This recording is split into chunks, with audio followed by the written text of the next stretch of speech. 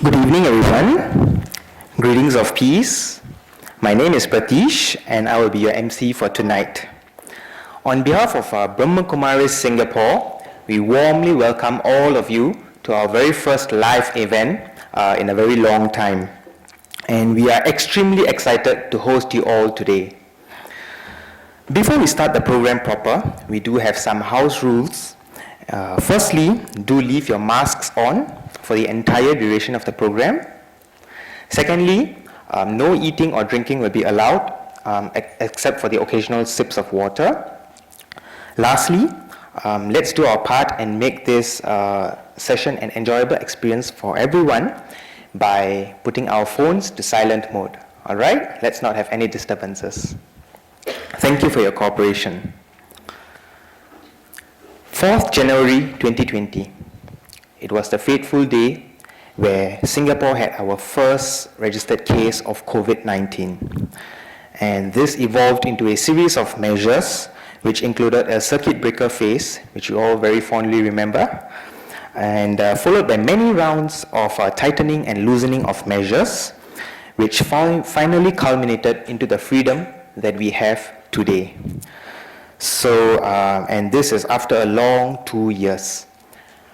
Just to give a brief history, pandemics have been around since the start of human civilizations, but COVID-19 has been exceptionally testing due to our rapid and massive globalization. So societies in this era have been affected in many ways, physically, economically, emotionally, and even spiritually. I can't deny that we have made significant progress in managing the obstacles thrown our way, but there is more to be done if we are to face future obstacles with a smile. Therefore, we have come up with today's topic, adaptability, a personal skill for the current times.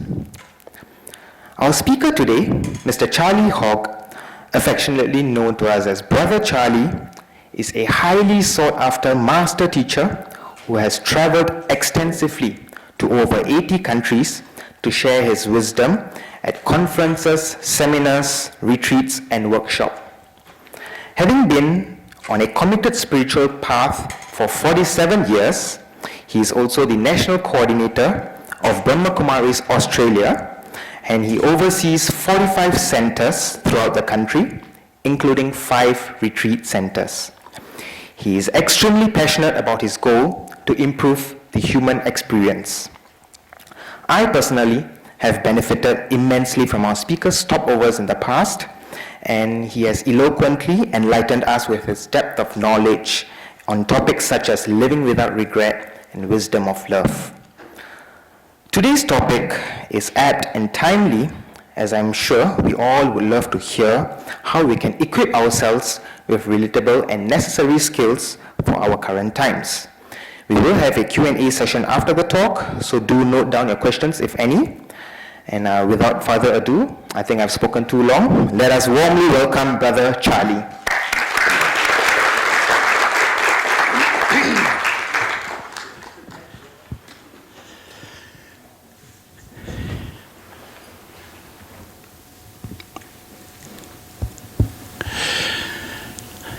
Good evening, everyone, and thank you so much, Pratish, for your very lovely welcome.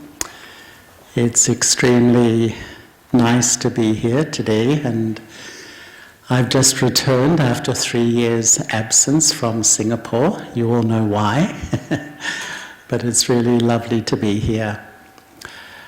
As Pratish was saying, I would like to share just a little bit, and then I'd love to have some quiet meditation and reflection, and there will be a little bit of time for some questions and answers.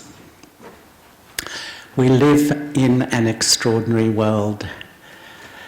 195 countries, around 195 countries, 7.9 billion human beings, 6,500 spoken languages, and 4,500 religions. And then you throw the sort of pandemic into the pot and you just get this extraordinary complexity. And often I wonder, how are you managing? Seeing all the differences, seeing the diversity, seeing all the accelerated change in our world, how are you managing?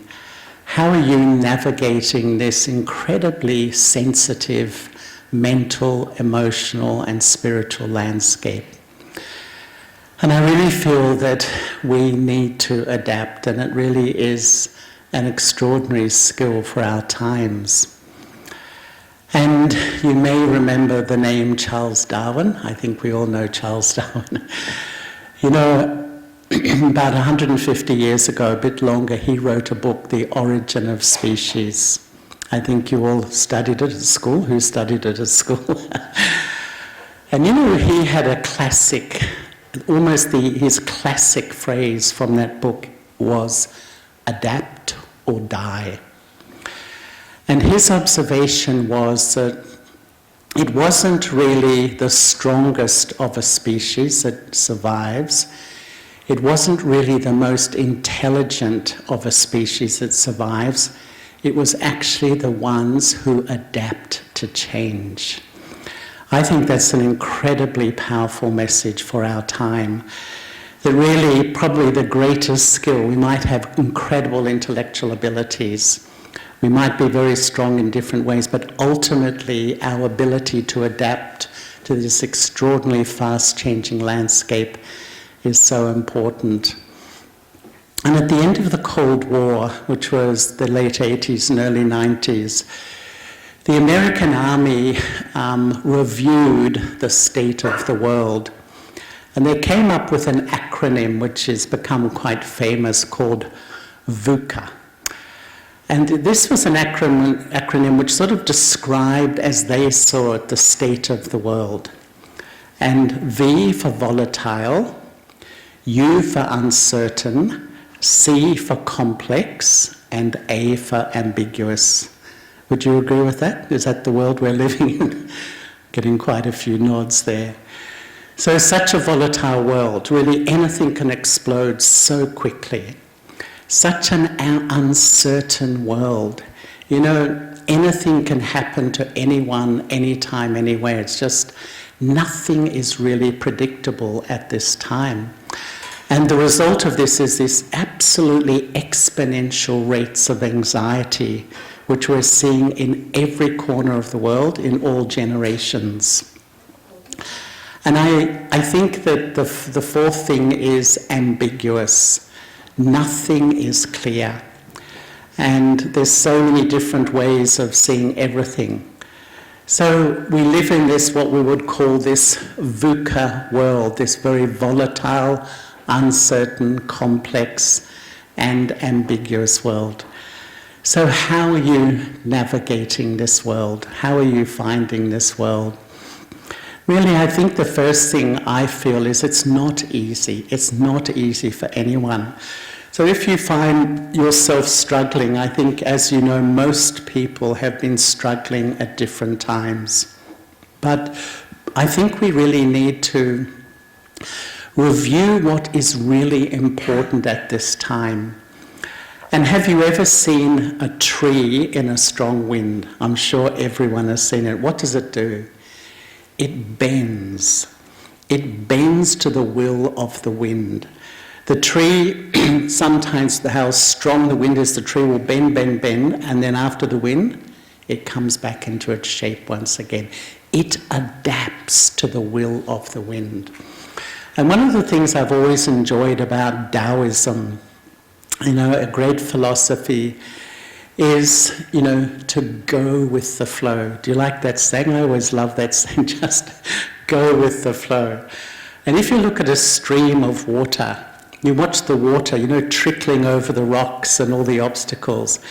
It takes the path of least resistance. The water goes around rocks, around logs, over this, behind this. It just finds its own way. Another great analogy really for what is really necessary at this time is adapting to all the obstacles of rocks, the problems which we all are facing. And yet I think in a way we have a choice. We either adapt or resist. And I think we all know a bit of both. And to be frank, I felt at some point that adapting is almost a bit of weakness. We sort of adapt because, it's almost like letting go and just deciding, okay, what can I do? I just adapt to it. Or sometimes we adapt by force. We force ourselves to tolerate or accept. But now I'm starting to feel that really adapting is a conscious choice to drop all resistance. It's almost like letting go the mindset of againstness. I just made up that word. You know how your mind sees something, sees a personality, sees a situation, and this sort of resistance builds up in your thinking and feeling. And sometimes I feel it's like we build this wall of resistance inside our head. And we have these building blocks of disapproval and dislike and rejection and discomfort. And all these sorts of things that sort of build this resistant wall inside my mind. And we give off this feeling, we give off this energy of, I don't like, I'm resisting, etc. And I've often asked myself, why do I do it? And when I ask my heart honestly, I can see that I have an attachment to wanting something to be different. I have an attachment in a way that I want things to turn out in a different way. I want things to be different from what is happening. And I can't let go that expectation I have. It should be like this. They should behave like this. This should be happening. And the more that sort of mentality grows, I build this resistance in my mind. My feeling of long-term resistance is that I create a life for myself of stress, tension, anxiety, and a whole lot of uncomfortable feelings. Where does it begin? It begins really with my lack of ability to adapt and this sort of innate resistance which I have inside. And how deep is, the feeling to resist? How deep is the feeling to resist? I think it's incredibly deep. And it can be instant. Something happens, and have you felt that instant resistance in your thinking, in your attitude? Someone said something, instantly a response. Someone's done something, instantly. And why? Because I can't accept the reality of what is happening. I want something different to happen. And what happens when I go out on my day? Someone does this, I resist. Something I hear, something I resist. This resist. I'm just filling my head with negativity. And I just find, at night when I go home, I feel flat, I feel empty, I feel negative. Because I just don't have an innate power which I really need at this time in life. And a little while ago, I felt some resistance in myself to a person. And I found it hard to accept some of their attitudes. Does that sound familiar? I found it very hard to accept some of their behavior. And I could feel that sort of resistance in me, that it's a tension, it's an uncomfortable feeling. And I asked myself one day, I was sitting down, and I just said, why am I resisting? What am I holding on to? And I could really observe so clearly, I was holding on to a position that this person should be like this. This person should behave according to my rules and what I feel is right. And I literally in a moment let it go. And I had a tangible feeling of feeling lighter. I had a tangible feeling of freeing myself from a self-created resistance or feeling which I had inside. And now I have a policy, really, that if ever that little sort of flag of resistance is raised in my mind, I really ask myself that question: what am I holding on to? What is my expectation of this person and this situation? You know, why am I holding on so strongly to these feelings? And just deprogram myself. You know, because maybe some of us do feel that, well, a lot of bad things happen in the world. People behave extremely inappropriately many times, so it's normal to have those feelings. Actually, what I've learned in spirituality is we all have our values and our principles. Every human being has a set of standards which are really important for me as a person to survive in this world. But rather than resisting, I learn to observe. So I can still see what's going on. I can see the issues that are happening. But rather than building this uncomfortable wall inside of me, where I really feel that stress and tension, I adapt and I observe. So I still see what's going on, but I observe it rather than absorb it in myself and build these feelings of inattention and resistance. Because the repercussions of this are huge in life. Because, you know, one of the huge lessons I've found in my life is that so much of life is about communication. You know, if you think about it, all day you're connecting and communicating. And what you hold in your mind, other people feel. You know, sometimes I think, you know, we feel no one really knows what's happening inside of me. But actually, I think our state of mind is like a huge billboard, you know, on the road that everybody can see what's going on. So when you hold that resistance, it's like a vibration. And when you come in front of somebody, they don't feel so comfortable. They feel that energy. You know, when you communicate with another person, 80 to 90% of the impact is nonverbal. In other words, it's your face and your vibrations. And so when you're holding this energy in your thinking, you come in front of people in the workplace, in the family, and they don't feel so comfortable. They feel your energy, that feeling. And even if we go further, I find for myself, because a lot of spirituality is observing yourself, observing your inner world, I find that if you're constantly disapproving, disliking, resisting, rejecting, deep down you don't like yourself so much. It has a big impact on your relationship with yourself, your sense of self-value. And I think that as our world is changing so rapidly, this ability to be very flexible and adapt quickly, mentally and emotionally, to the situations in front, and perhaps become more of an observer than a resistor, is a way to really take me into the future. And when I look at the world, our world at the moment, there's three conclusions that I come to. The first is there's no turning back. You know, there's a lot of people that want to wind back the clock to the good old days. Remember the good old days? Even now, it's only 3 years ago, the good old days. I don't think it's going to happen. What we're going to see is accelerated change, I would say. It's even going to get faster. We're going to see more social transitions, economic upheaval. This is the landscape of the future, which we all have to deal with.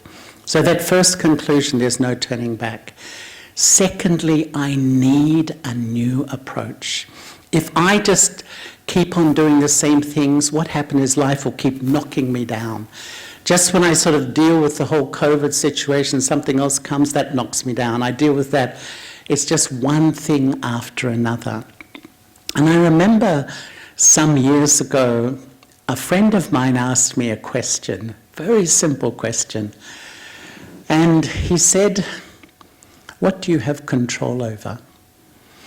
And he gave me a whole list of things. Do you have the control over the economy? Well, silly question, of course not. You know, the government, of course not. Your boss, no. Your partner, no. Your children, no. What do I have control of? Ultimately in life, my sphere of influence is my thoughts, my attitudes, my behavior, my actions. Actually, I can't control the world out there, but my power is to control my reaction to the world out there. And in a sense, this is the whole path of spirituality. Understanding that the world is a certain way, there's many things perhaps we don't like about it, but when I keep adapting my mental, emotional position, I can manage it quite well. And in a way, spirituality helps me do that and helps me look at the way I have fixed attitudes. Actually, it's my own rigidity which often causes this incredible stress and tension. We keep projecting on the world out there, but actually it's my reactions to the world out there which are the things that are affecting me. I remember seeing research in a company, and there was two people who were doing the same job. They had the same boss, the same hours, the same workload. One was as relaxed as you like, and the other was stressed out of their brains, so to speak. Because, why? It was the reaction internally, the mental response to what was really happening. And so, first, there's no turning back. Second, I need a new approach. Third, new skills and wisdom is required. And I think we need a new wisdom. And perhaps there's three wisdoms which we hear about, which are sort of fairly fashionable these days. We need our intellectual ability. You know, all of us have studied at university. That is a very essential part of life. Helps me understand the world, helps me pass exams, helps me earn money, all that sort of stuff, develop a career. But when I feel anxious, when I do resist, when I feel afraid, if I feel a bit depressed, does that intelligence help? I don't think so. I don't think so. Emotional intelligence, very fashionable language these days. Fundamentally, it's about building rich, loving relationships with others. What an amazingly important skill in life. But once again, if there is a lot of conflict or differences, does that help? Not that much, maybe a little bit. But the third really is spiritual intelligence. To me, this is the wisdom of this time. Because if emotional intelligence is the wisdom to have a rich, loving relationship with you, spiritual intelligence is the wisdom to have a rich, loving relationship with me. You know, the first relationship in life is with me, and quite frankly, if it's not healthy, if it's dysfunctional, it pollutes how I feel, my relationships with you, my performance in the workplace, even my physical health. There is so much data today. Our emotions really have a massive effect on my well-being. You know, I believe that the world, look at our world. How would you describe it? I call it the VUCA world. Volatile, uncertain, complex, ambiguous. Where does it begin? What's the seed of the seemingly increasing madness we're seeing? I think it's the first relationship, me with me. Unfortunately, most human beings, that's such an unhealthy relationship. And when that spills out into families and society, that's the world we have at the moment. And so spiritual intelligence, in a sense, is just really learning about myself, taking responsibility for myself, and actually learning that I need to adapt to a lot of situations. If I have a rigid, inflexible, resistant attitude, I suffer. Life, we live in this extraordinarily diverse planet at the moment. And if I'm really rigid in my thinking, I'm going to really find it difficult to navigate what is happening around me. And so spiritual intelligence really helps us learn how to adapt to all the challenges that all of us have to face in life. And I think we first have to adapt to this changing world, this rapidly changing world, by finding a sweet, stable place in myself.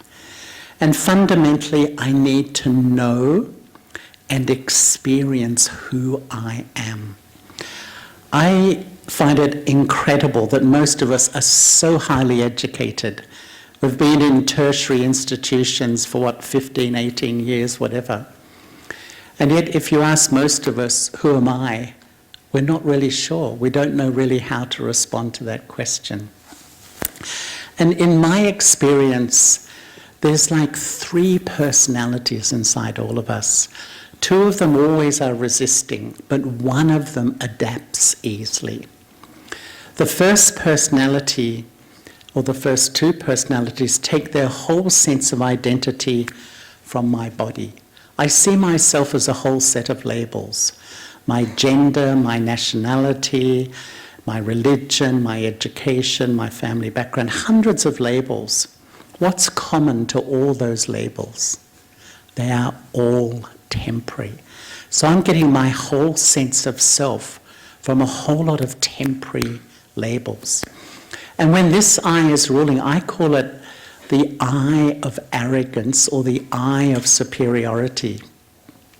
Because this I compares with others and thinks, I am better, I know more, I am right.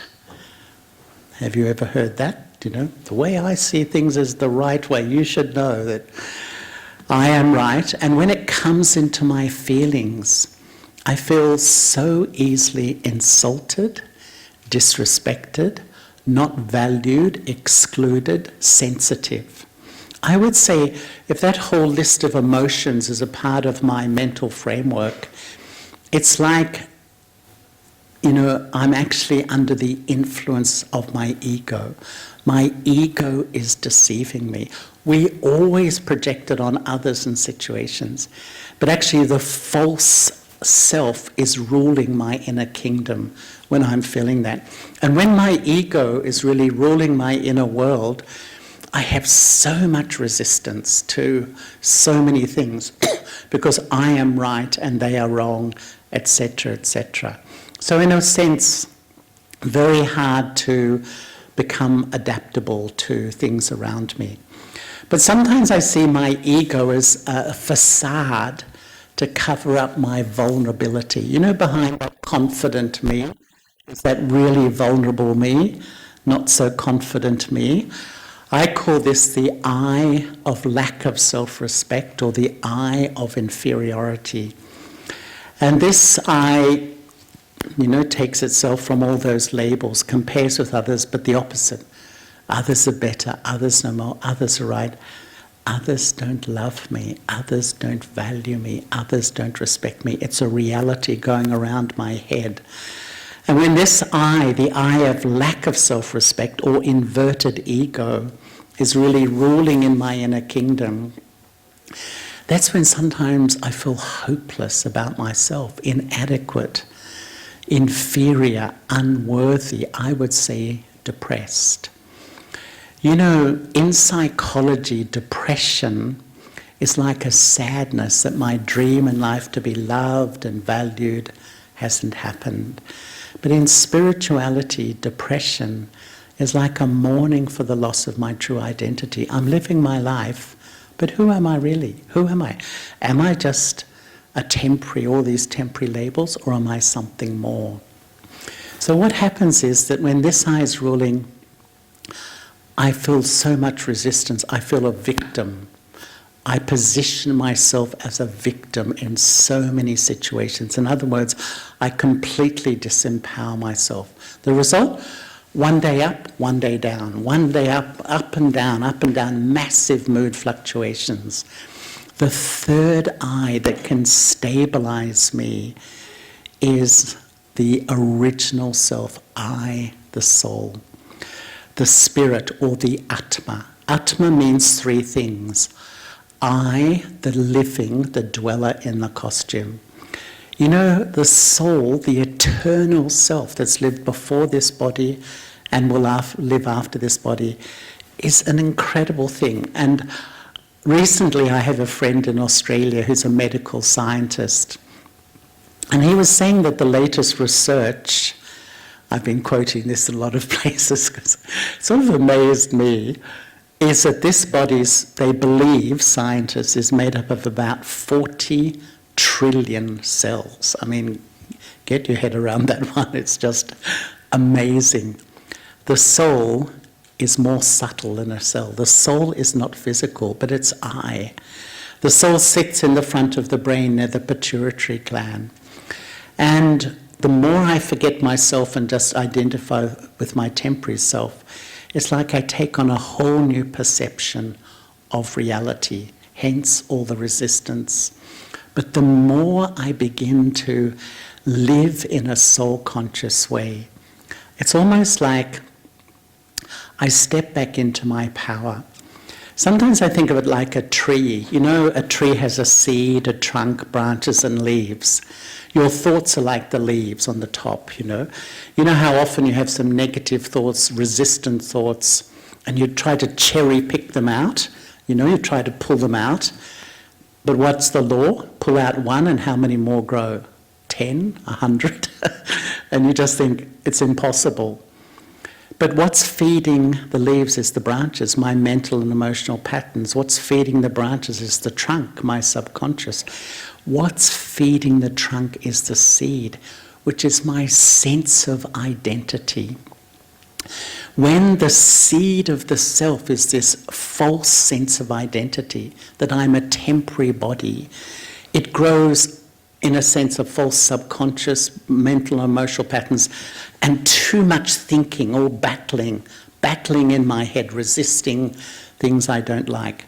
When I sow the seed, the reality, that actually I'm a spiritual being, I'm the soul, when I sow that seed, it grows an accurate tree. And even in a busy life, with all the craziness we see in our world, still your thoughts can be calm and cool because the seed and the trunk and the branches are based on what is really true.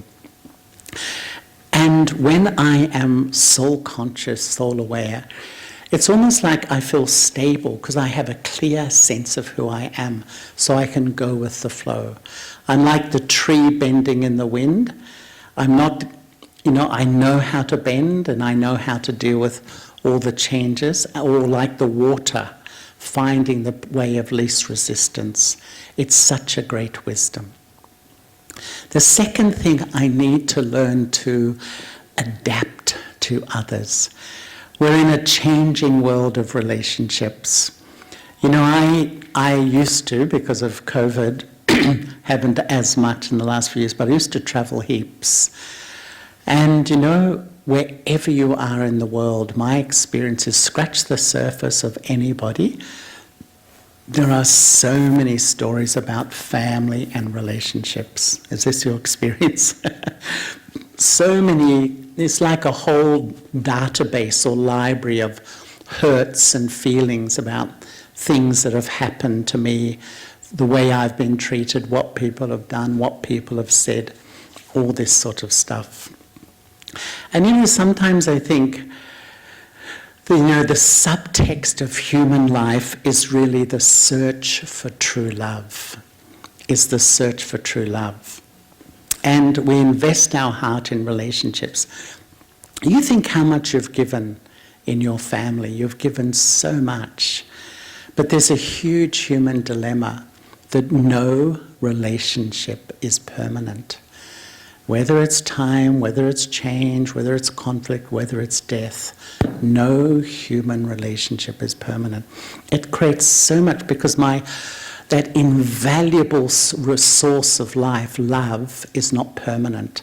So it's creating all this tension and insecurity because I don't have this permanent source. Spirituality explores the permanent source. And often I've reflected that there's really three sources of love in life. There's me, but unfortunately most of us struggle with a sense of self-value, not much love coming from me. There's God. Many of us maybe have a belief in God, but I don't know whether there's a real sense of genuinely tangible love and belonging. The third is others, my family and friends. So when my family and friends are good, I'm fine. But if there's an upheaval, a loss, it's like my whole world caves in. My whole world completely collapses. What is spirituality? Spirituality is first developing a loving relationship with myself as a soul. Secondly, a loving relationship with the divine, with God. And we don't have to be religious for that. It's almost like my understanding is I'm a soul. I'm talking to you through my body. You can see me. I express through my eyes, I speak through my mouth. I would say God is a soul too. A living being, not just an intellectual belief or a concept, a living, conscient being, but without a body.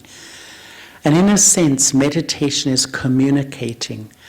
I become soul conscious, I become the soul. I look through the eye of the mind, the third eye. I see, I touch, I feel, I connect with a permanent source of love, only a thought away.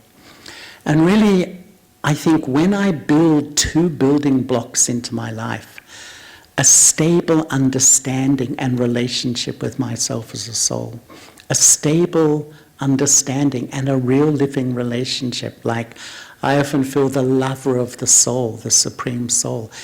It's like I build such a foundation in myself as the world swirls around me, as change happens, this accelerated change, I can adapt, I can adjust, I can be flexible, because there's a sense of security.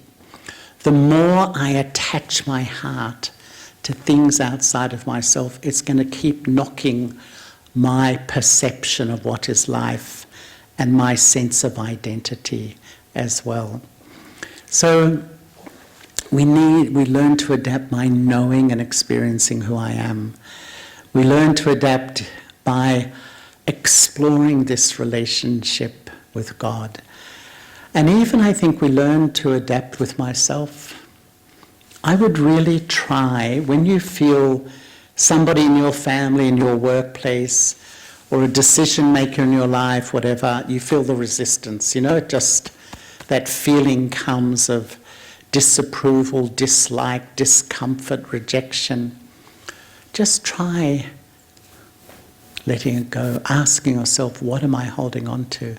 And letting it go and observe how you feel. That you can still see the situation, but you let go the resistance to the situation.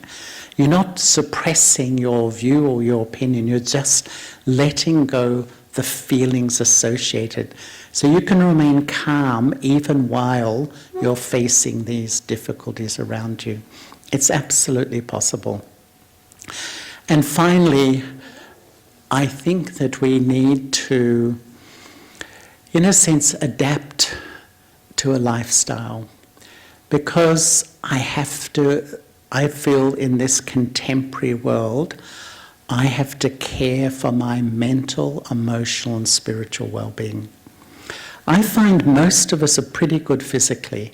These days we sort of are aware I have to eat better, I have to do a bit of exercise, all that sort of thing.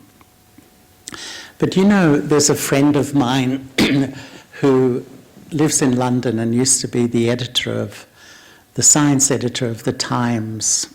And he once wrote a book called Will to Be Well. And when you open that book, you know how they often have a quote in the front. It says, the greatest factor in good health is happiness. And he goes, yes, it's good to exercise, yes, it's good to eat well, yes, it's good to get enough sleep, but they're minimal compared to a mental, emotional, spiritual state of well-being. It's a known fact. When you're happy, your immune system is strong. When you're unhappy, your immune system is weak. And so, if we're seeing the world around me, I need to do something for myself on a regular basis. Not just sort of listen to online talks and come to things like this, if I can say. I need to practice something regularly.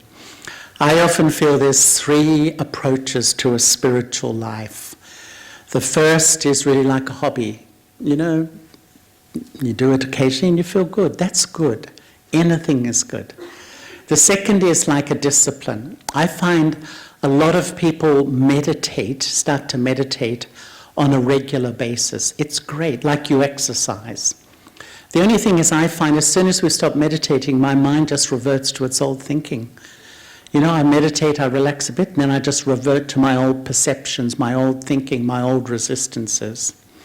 But when it's a lifestyle, it's almost like I put this structure into my life to care for myself spiritually, to grow myself, and learn to manage the incredibly accelerated change by just adapting and being so honest with myself that when I'm not adapting, and the big resistance stuff comes back, ask myself, what is really the issue here?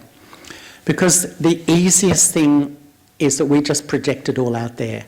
It's the government, it's the state of the world, it's everything else. It is. But actually, I don't have control over that, but I do have control over my reaction to it. I know it's easy to say, but once you start to develop a spiritual practice, a regular meditation, I honestly feel, it's now essential to do something for your mind. One of my closest school friends, I've known him since 5 years old, is the CEO, or was, of the health department in Melbourne. And he just said, worldwide, the whole issue is mental health now. The big issue, we know that. That is really the issue where everyone is fluctuating. And the more I begin to know myself, the more I explore the relationship with the divine, it's like an investment in my mental well-being. And I can only share that from my own life experience. I've been a daily meditator for many years now, and it's amazing. When you wake up in the morning, you know how the mind, suddenly you wake up and you start to think, oh, this happened yesterday, your mind goes, or today, and all the discomfort about things. No, I just sit down and I go to this sweet place of self-awareness. I become soul-conscious. I can feel cooling down. And I sit in front of the divine, I allow myself to be loved. And it's amazing just how still and calm and settled you can feel. And when you practice, you can even maintain that throughout your day. So I'm just going to invite us to meditate for a few minutes. I'll speak.